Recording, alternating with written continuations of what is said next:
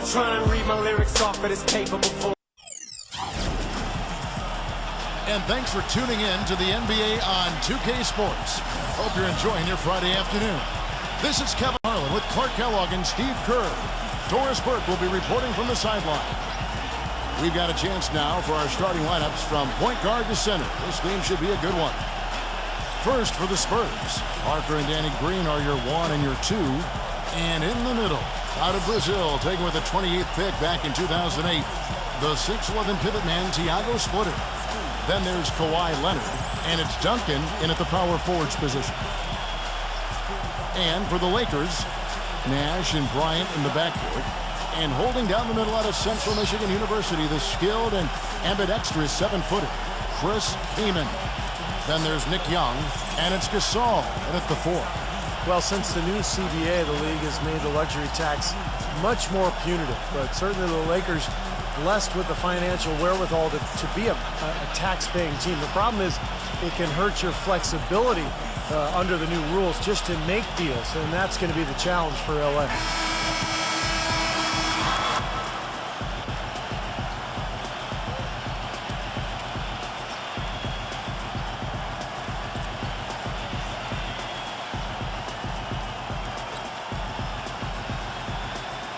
You talk about the huge fan base for the Lakers, Clark, one of the marquee franchises certainly in the entire NBA. I would even stretch that to all of sports, Kevin. The market and their finances clearly have helped them gain that stature, but you can't shortchange the organization, the people making the decisions. They've been a winner for a long time, and that's been the magic ingredient that's attracted fans, players, sponsors, the full package. Here's Kobe.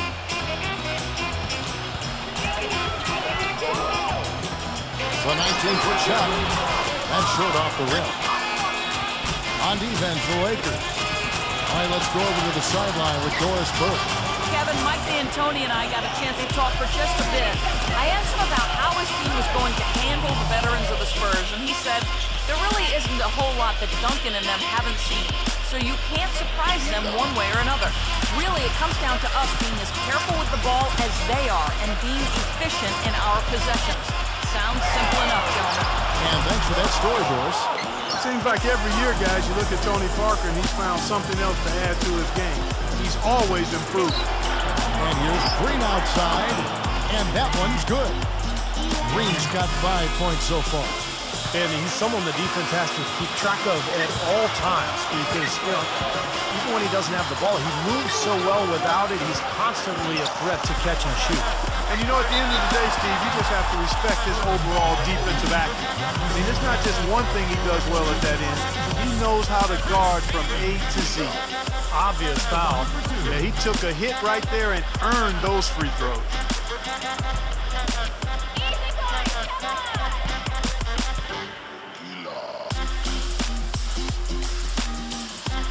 And the first one drops. Last season for Tony Parker, arguably his best ever. 20 points a game, almost 8 assists, 52% Steve from the field. And there was even talk at midseason about maybe MVP consideration. Well, his ability to score inside around the rim is amazing, but he's also become a master of knocking down the jump shot from that 15 to 18-foot range. But really, this team has been built now around Parker. Their offensive strategy completely tailored to suit his talents. And out of bounds as Los Angeles gains possession. Boy, just a brain cramp, guys. I mean, that should have been the simplest of exchanges. The Lakers off to a slow start. It's a 5-point game. Gasol drives in. That's in, coming off an assist by Kobe. Gasol's got his first bucket in this one. For San Antonio, they've gotten their first 3 shots to go in for him to start off this game. Tim Duncan with the rebound. We've seen a quick start here for the Spurs. Here's Leonard. The basket drops, and he gets fouled on the shot. 1 free throw coming his way. Terrible transition defense there. I think it would have been pointless, Steve. There was no way anybody was beating him to the basket there. And what an amazing run it was for the Spurs last year in the postseason. Swept the Lakers, survived Golden State, and then dismantled Memphis on their way to the NBA Finals. And then, of course, were seconds away from another championship banner. Now getting back to the Spurs, they look better and better as they went deeper into the playoffs. Clark, people thought to be the heavy favorites at the start of the NBA postseason.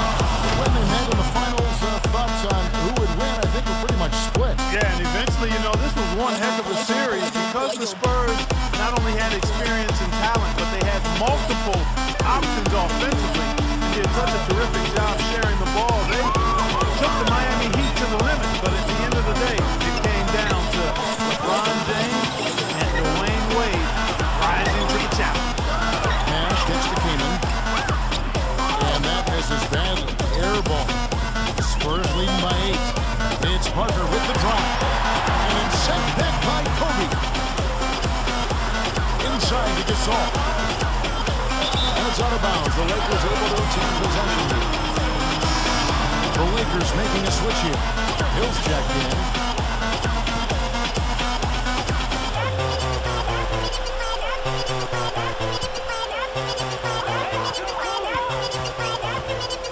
And here's Kobe. Kicks it to Gasol.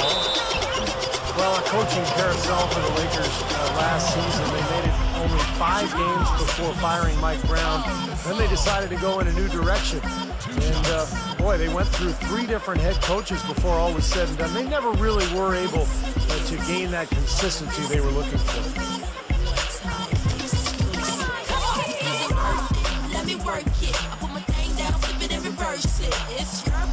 First one falls for him.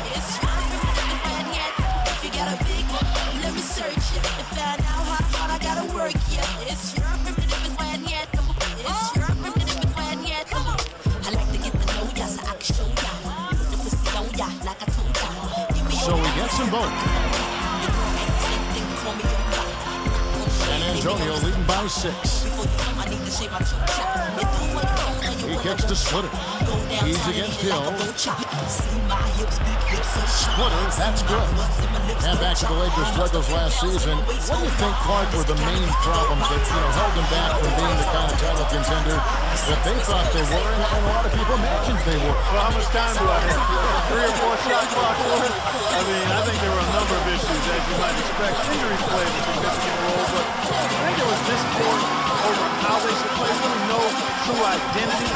They were a big team trying to be small, a team without a number of shooters trying to spread the floor, older team trying to go up tempo, coaching change, and that transition. Right, yes. We had a lot of moving parts, and it made it very difficult for everybody, I think, and it showed in how the Lakers season went. That's a good assessment. A different look now for San Antonio. Matt Bonner, he's checked in for Splitter. DL comes in for Tim Duncan. And it's Ginobili in for Kawhi Leonard. Just over 3.5 minutes gone here in the first. Here's Parker. Smooth as silk on the finger roll. Dropped that one in as soft as a feather using the finger roll. Lakers trail by 8. Now Farmar. Right side Gasol. All sorts of time. And it's wide right. It's off the rim. Most of the time, that shot will go down. Or the defenders have to make sure they tag. It's Ginobili outside. No luck. And it's the Lakers the other way. You know, the hope was that a change of scenery and a chance to run up and down the wings would be just what was needed to get Wesley Johnson going in the NBA. But it just didn't happen for him last season. Now here's Gasol. And he's knocked off course by the knee. The foul call. He'll shoot free throws. And for Wes Johnson, the 4th overall pick back in 2010 out of Syracuse, he just hasn't been able to break through. Yeah, you wonder why, because he's got great size and athleticism, beautiful shooting stroke, and yet the shooting numbers just aren't there. So I thought he would be better coming into this league, but we'll see if he's able to develop and find a niche somewhere. No good on the free throw. Well, I think this is one of the more amazing stats in sports when you think about it. No matter the season or the roster, the Spurs just seem to find ways to win 50 games. They've done it 14 straight seasons now, which is off the charts. Be the best musician that ever done it. I run it like Usain Bolt. I'm cold like I've been buried in the snow in my damn shirt. He hits the second from the line. Clark, as you said, the Spurs last season hitting 50 wins for the 14th consecutive season. By the way, that's an NBA record. Second closest were the Lakers with 12 straight, Steve, from 79 to 91. Yeah, 58 wins last season for San Antonio. Greg Popovich calls it corporate knowledge, just the consistency that comes with the experience of the group.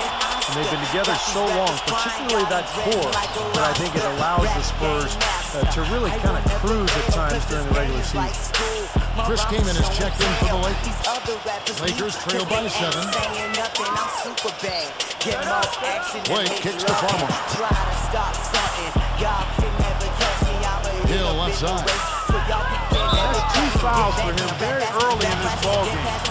We'll probably have to spend some time on the bench before halftime. In a moment, here to take a look at the scoring breakdown for San Antonio. Guys, they're really passing the ball well here in the first half. You know, it also hasn't taken them long to make their mark in the paint. I mean, they're doing a lot of their scoring from in there.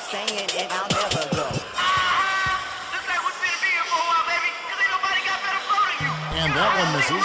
Well, let's start with the positive in the Lakers postseason. They did make it. That's all that can be said is their dramatic passing of Utah and the Rockets down the stretch to take the 7th seed was really the lone highlight of what would be a quick exit from the playoffs. That one is no good. Going back to the Lakers, swept in 4 straight by the Spurs, and none of the games really that close. Spurs, Steve, just dominated them, and every sense of the word, injuries didn't help either. No, they didn't help, but the Spurs just outplayed whoever was on the floor for LA. And I think a lot of people thought the Spurs would be a good first-round matchup for the Lakers, but that notion was quickly squashed. San Antonio just totally dominated. Just 3 to shoot, and it's Kaman missing. They can go 2 for 1. Yeah, they need to play it smart. Make sure you get a good shot first, and then maybe a second possession. And the whistle blows. It's going to be on Jordan Hill. That's his first foul.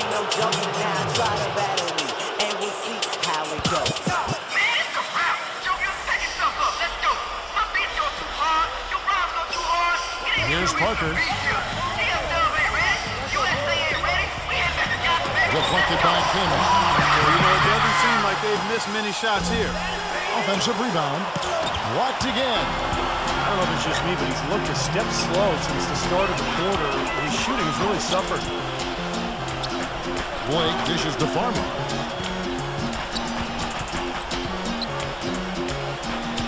The pass to Blake. He feeds it to Kaman. And will count. Oh, he's just knocked down the Pasadena.